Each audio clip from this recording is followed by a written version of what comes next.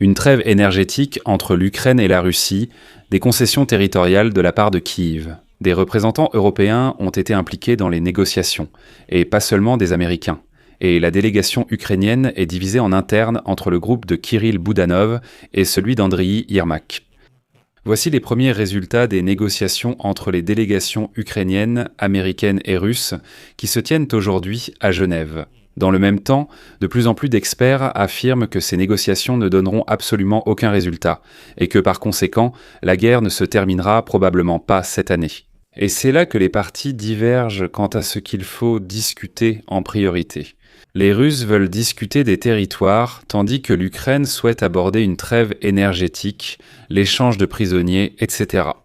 Pendant ce temps, cette nuit, l'Ukraine a attaqué une cible majeure en Russie, loin derrière les lignes ennemies. Les drones, notamment, ont parcouru 1600 km. Auparavant, les Russes avaient attaqué des infrastructures civiles ukrainiennes dans des villes paisibles. Dans cette édition, faisons un premier bilan des négociations et voyons ce qui s'est passé en parallèle, puis tentons quelques prévisions. Je ne vais pas perdre de temps, allons directement au sujet. Je m'appelle Alexei Petchi, discutons ensemble de ce sujet, mais avant de commencer, je vous demande de vous abonner à cette chaîne, de mettre un like, d'écrire n'importe quel commentaire et surtout de vous abonner à ma chaîne Telegram Petchi News. Le lien se trouve dans la description de cette vidéo.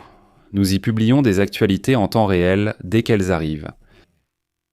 Alors aujourd'hui, le 17 février, un nouveau round de négociations trilatérales entre l'Ukraine, la Russie et les États-Unis se tient à Genève, même si on peut déjà les qualifier de quadrilatérales. J'expliquerai un peu plus tard pourquoi. Et aujourd'hui, le secrétaire du Conseil de sécurité nationale et de défense de l'Ukraine et chef de la délégation ukrainienne aux négociations, Roustem Umerov, a déclaré que les parties discutent des questions de sécurité et des questions humanitaires. Voici sa citation. « Nous travaillons de manière constructive, concentrée et sans attentes excessives.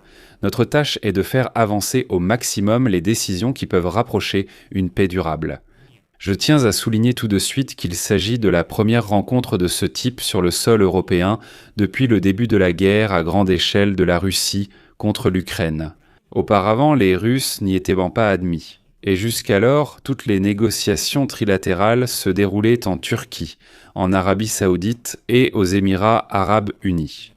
La délégation américaine, outre Witkoff et Kouchner, conseillers de Donald Trump, est également représentée par les commandants suprêmes des forces armées conjointes de l'OTAN en Europe, Aleksius Grinkevich, et le ministre de l'armée des États-Unis, Dan Drigei. D'ailleurs, cela indique que les questions de sécurité, de cessez-le-feu, de trêve, de surveillance et de séparation des forces sont à nouveau discutées. Il est également important de noter que la France, l'Allemagne, l'Italie et la Grande-Bretagne ont envoyé leurs représentants à Genève pour les négociations. Et donc, les conseillers à la sécurité nationale de ces pays suivent les négociations et devraient rencontrer les délégations de l'Ukraine et des États-Unis un peu plus tard. L'essentiel, c'est que l'Europe cherche à devenir indépendante. Et maintenant, il y a déjà des informations d'initiés selon lesquelles les représentants européens étaient tout de même présents à cette table de négociation. On peut donc dire qu'il ne s'agit plus tout à fait de négociations tripartites.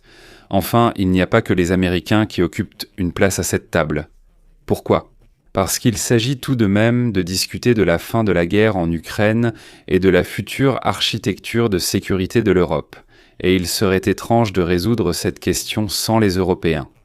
Quant à l'objet des négociations, la partie russe a déclaré que cette fois-ci, l'ordre du jour était plus large que lors du précédent cycle à Abu Dhabi.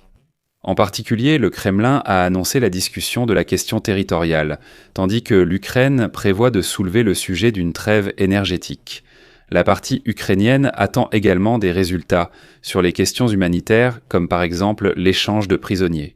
Et à ce sujet, je voudrais souligner qu'aujourd'hui, Volodymyr Zelensky a déclaré que l'Ukraine avait obtenu un résultat important concernant le retour des enfants sous contrôle russe. Je vais maintenant citer Zelensky.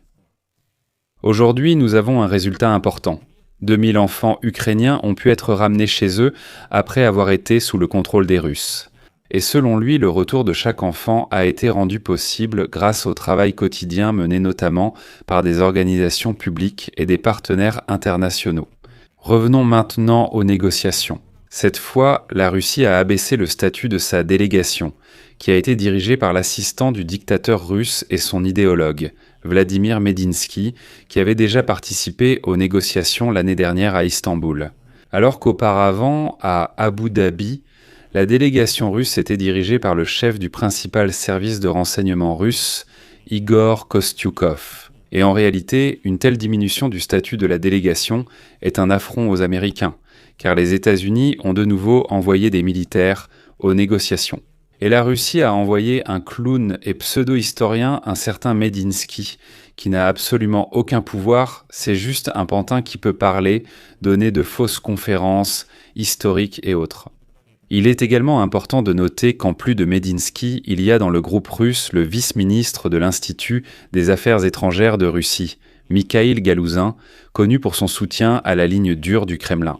Eh bien, ce Galouzin, à la veille de ces négociations, a commencé à lancer des thèses sur la gestion extérieure de l'Ukraine sous l'égide de l'ONU. Dans l'épisode précédent, j'ai expliqué en détail cette proposition, où se trouve son piège, en quoi elle est dangereuse, et comment Moscou essaie, à travers ce mécanisme de gestion extérieure, de rebaptiser l'occupation de toute l'Ukraine. De plus, dans le groupe de négociation du côté russe, il y a aussi un représentant du GRU russe, Alexandre Zorin, qui a participé aux négociations sur Azovstal en 2022. Ici, on a un indice que la question de l'échange futur de prisonniers est tout de même en discussion. Et là, la situation est tout simplement paradoxale. Parce que, à la veille des négociations à Genève, le président américain Donald Trump a accru la pression sur Kiev, déclarant que l'Ukraine doit, ou plutôt ne doit pas, mais l'Ukraine doit. Il vaudrait mieux pour l'Ukraine de s'asseoir à la table des négociations le plus rapidement possible. Une citation de Donald Trump qui laisse penser qu'à mon avis, il s'est embrouillé ou qu'il ne comprend pas. Donald Trump affirme « Ce sont des négociations importantes et ce sera facile. L'Ukraine devrait vite s'asseoir à la table des négociations. C'est tout. Nous sommes dans cette situation, nous voulons qu'ils viennent. C'est un peu fou, vous voyez ? Donc Donald Trump dit qu'il vaudrait mieux pour l'Ukraine de s'asseoir rapidement à la table des négociations, mais à quel moment avons-nous refusé de nous asseoir à la table des négociations ? À quel moment avons-nous en général refusé les négociations ? C'est là que je me pose la question. Qu'est-ce qui a provoqué une telle réaction de Donald Trump quand il dit qu'il vaudrait mieux pour l'Ukraine de s'asseoir à la table des négociations ? Mais passons au prochain sujet. Je tiens à souligner qu'avant la rencontre à Genève, les Russes ont porté une frappe combinée contre l'Ukraine avec des missiles et des drones. Dans la nuit du 17 février, les principales cibles étaient les infrastructures énergétiques et civiles. Eh bien, les terroristes n'agisseront pas autrement.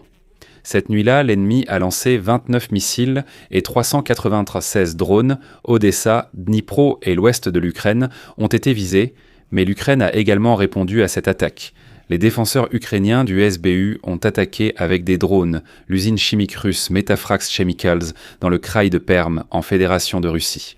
Il se trouve à plus de 1600 km de la frontière ukrainienne et cette usine produit des composants chimiques nécessaires à la fabrication d'explosifs et d'autres matériaux à usage militaire.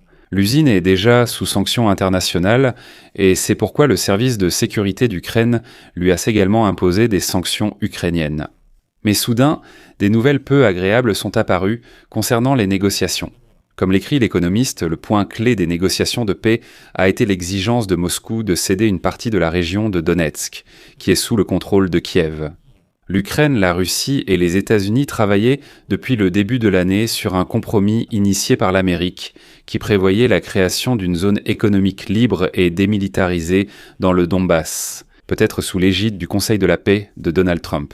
Et ensuite, citation de l'économiste. Il est fort probable qu'un tel scénario ne passera pas l'examen de la législation américaine, surtout s'il exige une reconnaissance de fait de l'occupation russe. On ne sait pas si Steven Witkoff, le principal négociateur américain, le comprend, mais des divergences sont également visibles au sein de la délégation ukrainienne.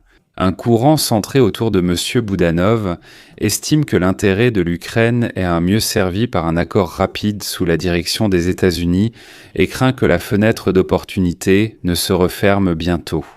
Mais un autre courant, qui reste manifestement sous l'influence de l'ancien chef du bureau du président ukrainien, Andrei Yermak, démissionnaire à la suite d'un scandale de corruption, y est beaucoup moins favorable.